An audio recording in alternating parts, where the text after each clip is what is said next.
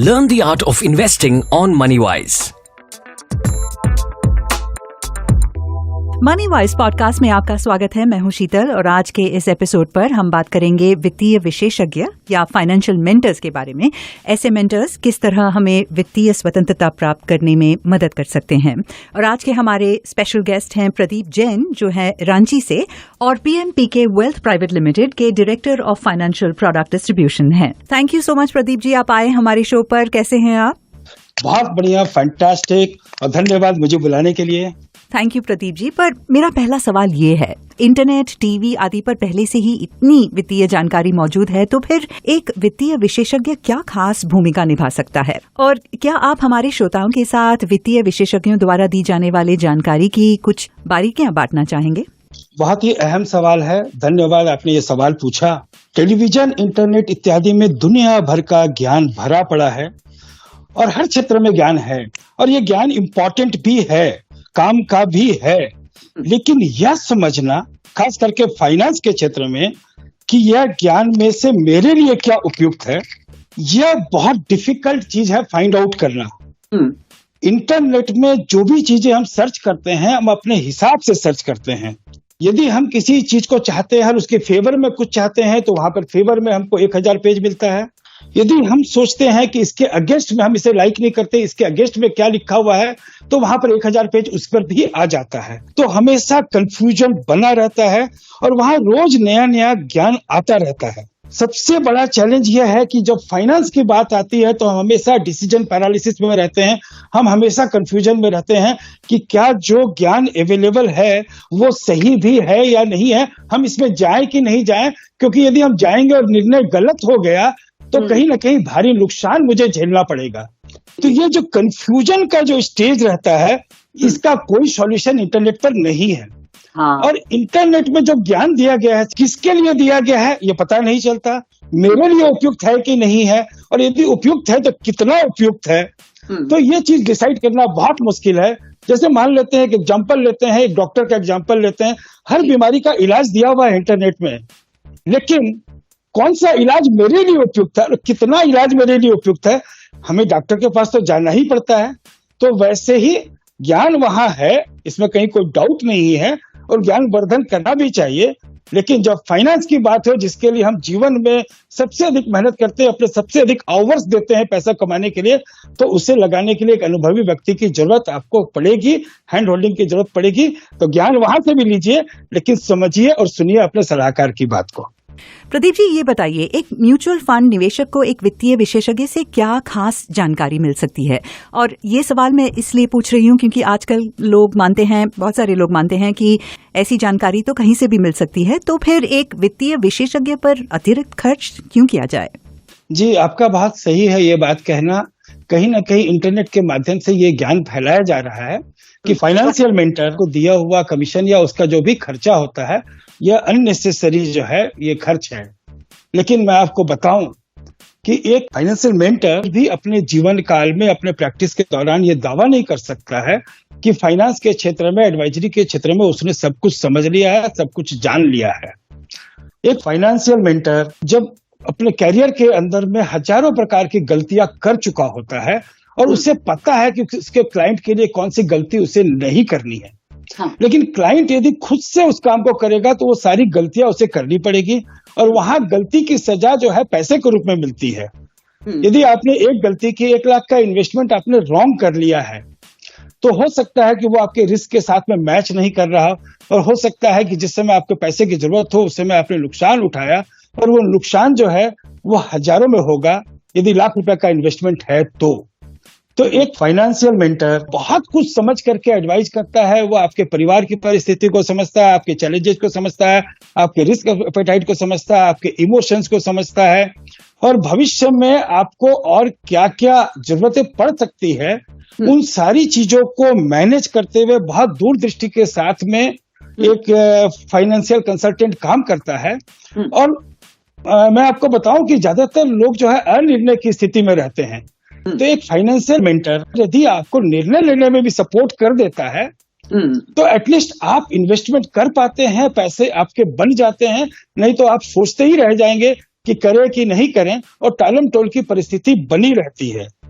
और मैं तो ये भी कहना चाहूंगा कि एक फाइनेंशियल मेंटर जो बार बार आपको पोक करता है कि इन्वेस्ट करो, आपको भविष्य में जरूरत पड़ेगी, या आप रिस्क मैनेजमेंट करने के लिए प्रॉपर इंश्योरेंस लो, नहीं तो कभी तकलीफ आएगी, तो उसके पोक करने के कारण काम हो जाता है, आप इन्वेस्टमेंट कर पाते हैं। मैं बताना चाहूंगा कि जिनके साथ फाइनेंशियल मेंटर है, मैं रेट ऑफ रिटर्न की बात नहीं कर रहा, उनका वेल्थ क्रिएशन ज्यादा होता है, उनका सेविंग्स ज्यादा है, उनका इन्वेस्टमेंट ज्यादा होता है, और वो प्रॉपरली इंश्योर्ड होते हैं। और जिनके साथ एडवाइजर नहीं होता है, वो लापरवाह होते हैं, वो आज की जिंदगी का मजा लूटते हैं, और दूर की सोच के लिए कोई उनको प्रेरित करने वाला होता नहीं है। तो एडवाइजर है तो वेल्थ क्रिएशन हो ही जाएगा। Thank you Pradeep ji, I think you made that very easy for us to understand. तो ये बताइए, एक म्यूचुअल फंड निवेशक कैसे निर्धारित करे कि उसके लिए सही वित्तीय विशेषज्ञ कौन है? और ये सवाल पूछना बनता है क्योंकि आजकल बहुत से लोग समझते हैं कि वित्तीय विशेषज्ञ म्यूचुअल फंड निवेशकों की बजाय केवल अपना लाभ देखते हैं। तो ऐसे में हम कैसे किसी भरोसेमंद वित्तीय विशेषज्ञ का चुनाव करें? जी, आपने एकदम सही कहा, और ये प्रॉब्लम है। बहुत सारे वित्तीय विशेषज्ञ जो है वो अपने बेनिफिट के लिए काम करते हैं और क्लाइंट के इंटरेस्ट को बाद में रखते हैं। इसीलिए फाइनेंशियल मेंटर को यदि आपने सही तरीके से चुन लिया तो आप समझ लीजिए कि पूरे जीवन भर आपके जीवन में आर्थिक खुशहाली रहेगी। अब चुनना कैसे है, ये बहुत ही अहम सवाल है। तो सबसे पहला क्राइटेरिया है कितने दिनों से काम कर रहा है। कम से कम 10 साल काम करने वाला है तो बहुत ही बेहतर है। और यदि 10 साल उसका एक्सपीरियंस है प्रैक्टिस का, तो उसके क्लाइंट उसके साथ कितने दिनों से टिके हुए हैं। यदि उसके क्लाइंट उसके साथ में 6 साल, 8 साल, 10 साल से टिके हुए हैं, इसका मतलब है कि उसकी सर्विसेज के ऊपर में फेथ किया जा सकता है, क्योंकि बाकी लोगों ने अपने फेथ को बना करके रखा हुआ है। और तीसरा क्राइटेरिया है कि वह आपके साथ में कनेक्टेड हो, आपसे सोशली कनेक्टेड हो, आपकी फैमिली से कनेक्टेड हो, आपके बारे में जानता हो, आपके परिवार के बारे में जानता हो, आपकी लाइफ के बारे में जानता हो, आपके चैलेंजेस के बारे में जानता हो, आपके स्ट्रेंथ के बारे में जानता हो, आपके वीकनेस के बारे में जानता हो, आपके इनकम की स्टेबिलिटी के बारे में जानता हो, और बहुत सारी चीजों के बारे में जानता हो। यदि वो इन चीजों को जानेगा तभी वो आपको प्रॉपर एडवाइस दे पाएगा। तो उसके नजदीक का व्यक्ति, क्लोज व्यक्ति होना भी बहुत जरूरी है। फिर एक बात आती है जो कि आज के दिन में बहुत जरूरी है, एक्सपीरियंस तो उसको होना ही चाहिए। यदि उसका प्रॉपर क्वालिफिकेशन हो, सर्टिफिकेशन हो, उसने CFP किया हो, CFA किया हुआ हो, या अन्य तरह का क्वालिफिकेशन लिया हुआ हो, तो ये बहुत बेहतर होता है, क्योंकि चेंजिंग फाइनेंशियल इन्वेस्टमेंट के सिनेरियो में वो बहुत जल्दी उन्हें ग्रहण कर सकता है और आपको चेंज जो है उसके साथ में लेकर के चल सकता है। तो मुझे लगता है कि फाइनेंशियल मेंटर का यदि आपने चुनाव ठीक से कर लिया है तो उससे बेहतर नहीं हो सकता है। You're listening to MoneyWise, successful investment ideas that create wealth. Did you know? The contributions in SIPs from October to November 2022 were over rupees 13,000 crore. Overall, the total contributions in SIPs in financial year 23 so far has been over 1 lakh crore rupees. Personal Finance Simplified, only on MoneyWise.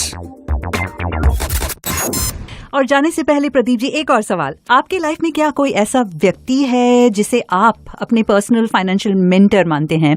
कोई family member शायद, जिनका आपके personal financial independence में खास योगदान रहा है? बहुत ही अच्छा सवाल है और मैं इस सवाल पर हमेशा सोचता रहता हूँ। मेरे जो एडवाइजर रहे हैं, मुझे जो पैसे का ज्ञान दिया गया है, फाइनेंशियल कंसल्टेंसी का, फाइनेंशियल प्लानिंग का ज्ञान दिया गया है, यह मुझे मेरे पिता के द्वारा दिया गया है। वो बहुत ही विख्यात फाइनेंशियल एडवाइजर थे पूरे बिहार के, और पूरे ईस्टर्न इंडिया में उनका नाम था। उन्होंने मुझे शुरुआत से, जब मैं कॉलेज से आया तब से, पैसा कैसे कमाना है, पैसा कैसे बचाना है, कैसे संभाल करके रखना है, और पैसे से पैसे कैसे बनते हैं, और पैसा यदि आपके पास है तो आपकी पर्सनालिटी पे क्या इम्पैक्ट होता है, आपके कॉन्फिडेंस पे क्या इम्पैक्ट होता है, आपके परिवार में इसका क्या वैल्यू होता है, सोसाइटी आपको किस नजर से देखती है, उन सारी चीजों को उन्होंने मुझे बताया। और क्या क्या गलतियां पैसे के क्षेत्र में नहीं करनी है, इसका अभ्यास उन्होंने मुझे कराया। जो लेसन्स मैंने उनसे सीखे वो अनमोल रहे, और मैं अपनी जिंदगी का, मैं अपनी लाइफ का, न सिर्फ व्यापार का ही नहीं, सिर्फ परिवार का ही नहीं, या सोशल रिकॉग्निशन का ही नहीं, मैं अपने पूरे जीवन के सक्सेस का 80% श्रेय अपने पिता को देना चाहूंगा, जिन्होंने बहुत ही आदर्श जीवन जिया और बहुत लोगों के अपने जीवन में अपने मूल्यों के द्वारा मदद की, और उनसे जो है सभी लोगों ने बेनिफिट लिया। मेरे परिवार के भी सभी लोगों ने बेनिफिट लिया, और मैं तो उनके लिए उनके उपकार को कभी भूल नहीं सकता हूँ। He was my advisor, he is my life coach. और आखिर में ये सवाल तो बनता है, looking at your experience Pradeep ji, जब वित्तीय विशेषज्ञों या फाइनेंशियल मेंटर्स की बात आती है तो क्या कोई ऐसा मूल मंत्र है जिस पर आप अटूट विश्वास करते हैं?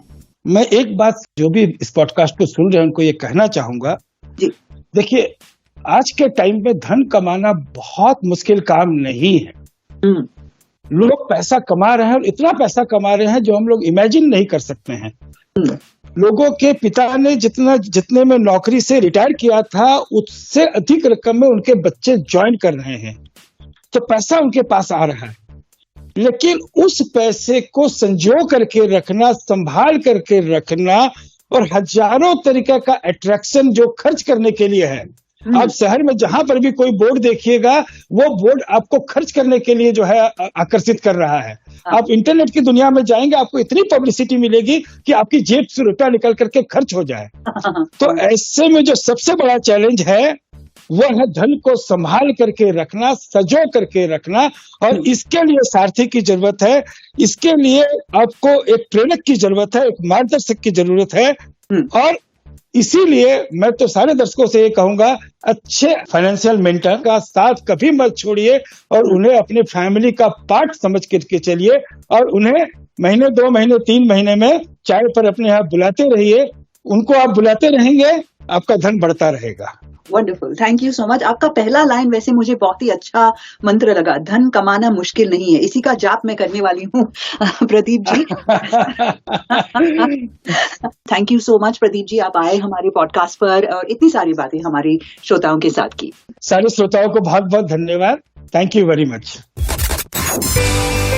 You're listening to MoneyWise, brought to you by IDFC Mutual Funds. Check out the rest of our series for more investment advice. Mutual fund investments are subject to market risks. Read all scheme-related documents carefully.